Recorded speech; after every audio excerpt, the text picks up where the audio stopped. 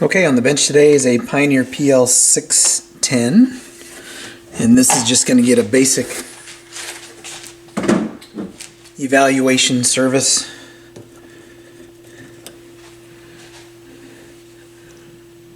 It's got a, it came with a cartridge, but it's all bent, so it's no good. Ortofon OM10. I don't have any replacements for that, so we'll just swap this cartridge out with something else.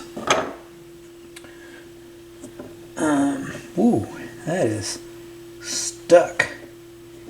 Alright, so it's twisting the hole. Oh, there we go. Ew, that's nasty. I got about 4 projects going at one time. Wait on parts and different things like that, so that'll need to be cleaned up. Alright, so show you what this is doing right now. I guess I can leave that on there. Kind of review the operational state. I already plugged this in and turned it on, and everything is working on it, but I'll show you.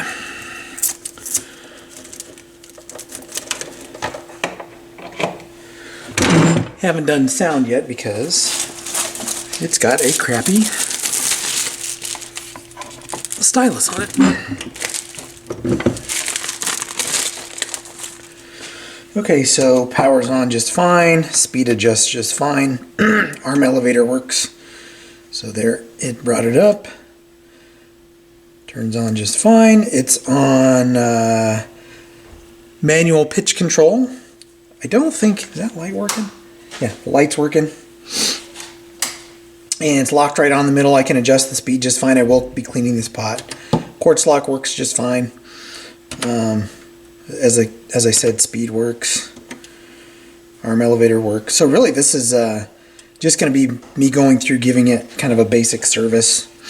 I'm not going to be going crazy on this recapping or anything like that.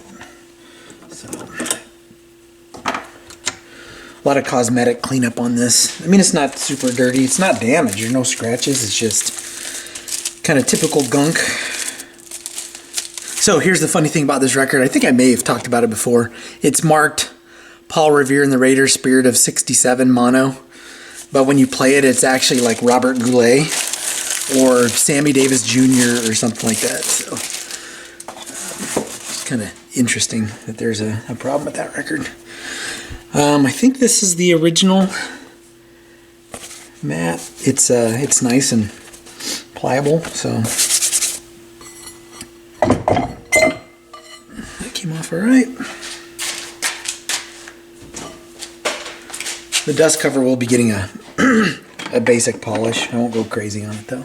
There are some, I think those are scratches. Yeah, those are some scratches there, it looks like. Looks like at one point dust cover came off and sat there, so a couple little marks, not bad. Everything else on is pretty good.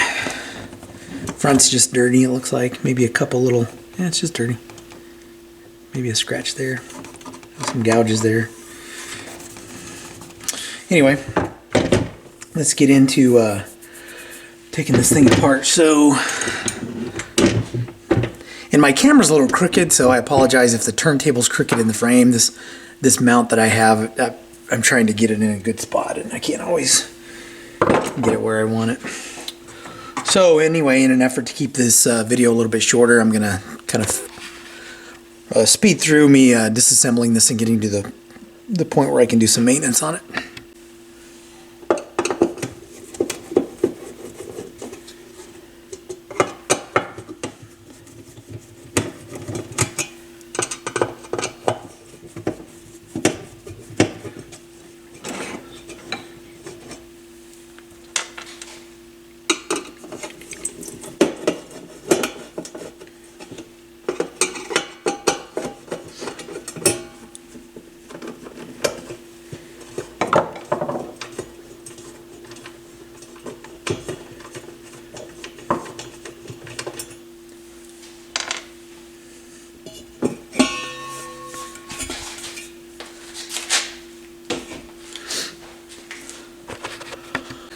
Well, I just realized I didn't film that last segment.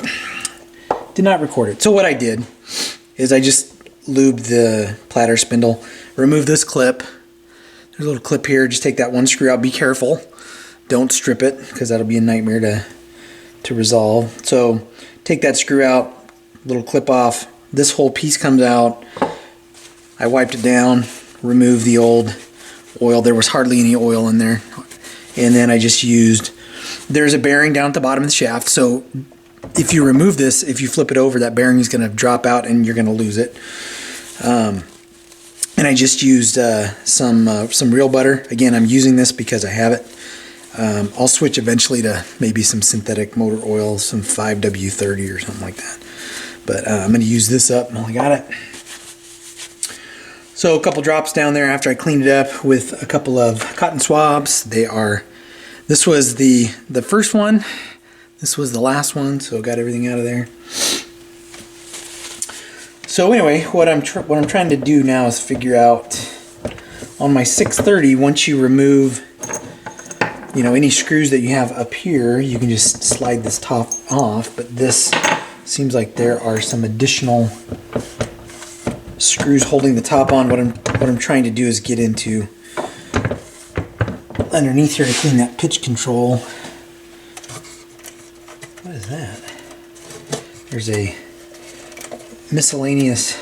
That's from one of the feet.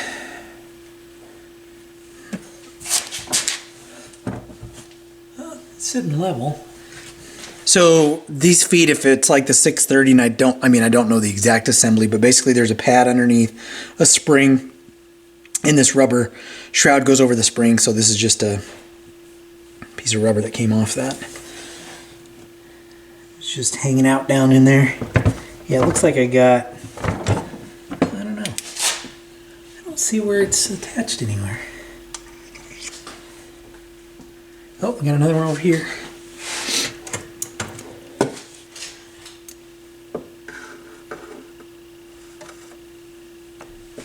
Well, let's see if I got any more. Well, that one's missing. That one is... So we have exposed springs, basically. That one's missing. Looks like there's some remnants there. Okay, so I'm going to have to flip this over and figure out how to disassemble this thing.